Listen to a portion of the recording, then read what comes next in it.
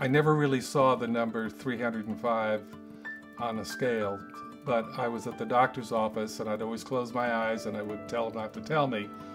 But they finally moved the bottom bar, the bottom weight, from 250, and I had my eyes closed and I knew they had moved it to 300 and moved the other back.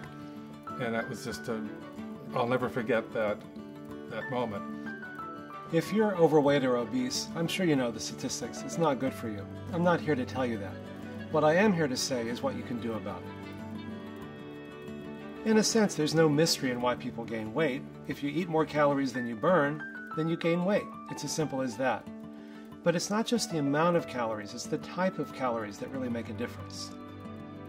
Fat tends to cause you to be fat because fat is very dense in calories. Fat has 9 calories per gram, whereas protein and carbs have only 4, less than half. So you go from a high-fat diet to a lower-fat diet. You can eat the same amount of food, but you're still going to get many fewer calories because you're eating foods that are less dense in calories. Also, refined carbohydrates cause you to gain weight for different reasons. Refined carbs are things like sugar, white flour, white rice, and so on. And when you go from brown rice to white rice or from whole wheat flour to white flour, you're removing the fiber in the bran. And it's the fiber in the bran that tend to keep you from gaining weight. I mean, you can only eat so many apples, you're going to get full before you get too many calories. But you can consume virtually unlimited amounts of sugar without getting full. Also, when you eat a lot of sugar and white flour and so on, they get absorbed very quickly because the fiber in the bran have been removed. And they cause your blood sugar to zoom up. And when your blood sugar spikes, your pancreas makes insulin to bring your blood sugar back down, which is good. But the insulin also accelerates the conversion of calories into fat.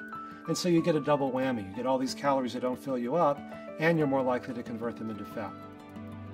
Stress also plays a role in being overweight. We find that many people overeat when they're stressed, or they're lonely, or they're depressed. So in the spectrum, we address all the different components of what lead people to be overweight. And when we work on that level, we find that people are able to lose weight and to keep it off.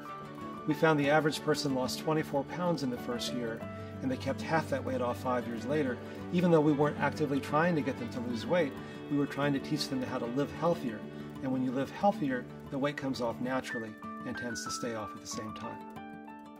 1 year after I started, I would see Dean regularly, but we were down in the Sausalito office and they got the scales out and the staff was all there, and I closed my eyes and got on, and Dean actually did the weighing and he said, "Open your eyes," and I weighed 205 pounds. I lost 100 pounds.